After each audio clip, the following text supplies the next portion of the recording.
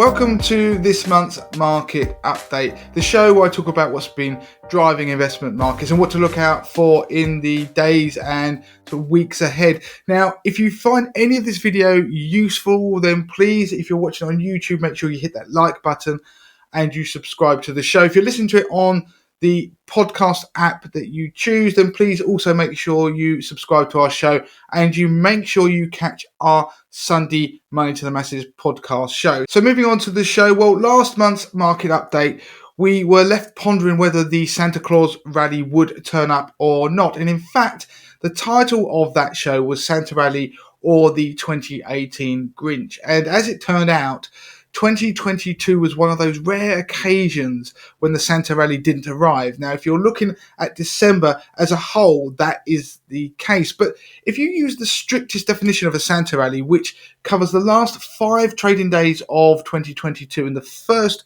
2 of 2023, then the Santa Rally did technically arrive. It feels a bit of an odd one, a bit like when the Met Office announces that 2022 was technically a white Christmas in the UK because 5 weather stations across Scotland and Northern Ireland actually recorded sleet or snowfall on the Christmas day. For the rest of us, it didn't feel like a white Christmas. And it's a bit like that with the Santa Rally. In any event, the technical Santa Rally did produce a return of approximately 1% over the 7 days that I mentioned. And that is still technically significantly higher than the historical returns of other 7-day periods during the year. But put it into the wider context of December's equity market moves and those of 2022 as a whole, then it was hardly a cause for celebration.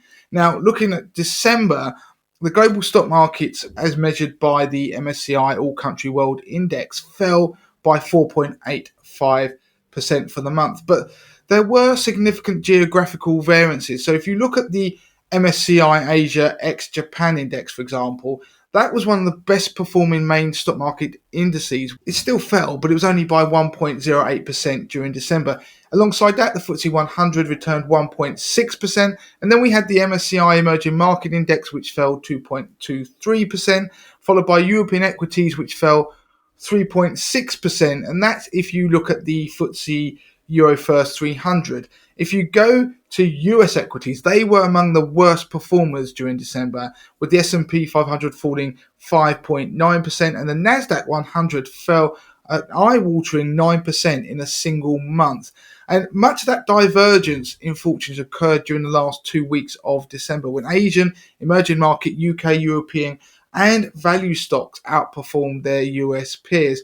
And it ultimately meant that December 2022 resembled 2018, and that potential parallel that I drew in last month's show actually did come to fruition. In terms of the whole of 2022, it will be put down as a disaster for most investors, be they professional or armchair investors, and I won't go into the full details of the performance of various assets and stock markets during the year, but the top performing unit trust sector was commodities, while others of note included UK and global equity income funds, which tend to favour defensive sectors which pay good dividends, and also targeted absolute return funds.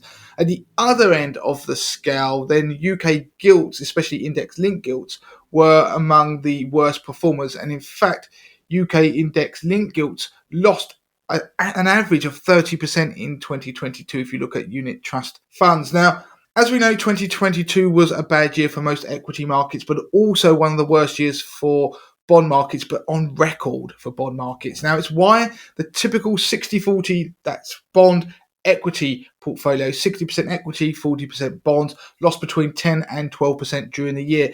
Good way of seeing this is if you look at the Vanguard Life Strategy 60% equity fund, which is a bit of a darling of passive investors, that fell 11.22% during 2022. By comparison, my own 50k portfolio, which I run on 80/20 Investor, lost just 5.28% during the year, which I am more than happy with. You can take out a free trial if you want to see what's in that portfolio. But one of the keys to successful investing is actually limiting the size of any drawdowns. And I did that by favouring commodities and alternative assets during 2022 while avoiding bonds and technology stocks.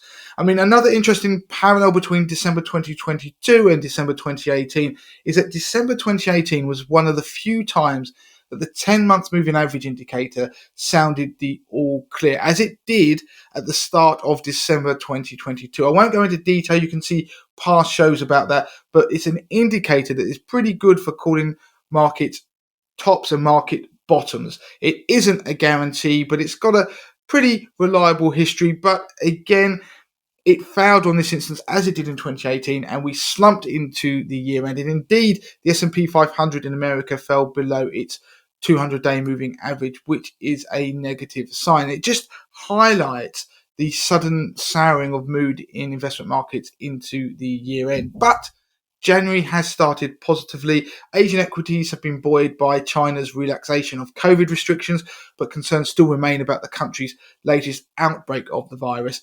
Unlike 2022, where COVID concerns were global in nature, in 2023 they are mostly focused on China at the moment and its subsequent ability to rebound economically to finally emerge from the pandemic shadow. In Europe, positive economic data along with new inflation numbers suggesting that price rises may have peaked in the Eurozone have been helping European equities to outperform in the first few days of 2023.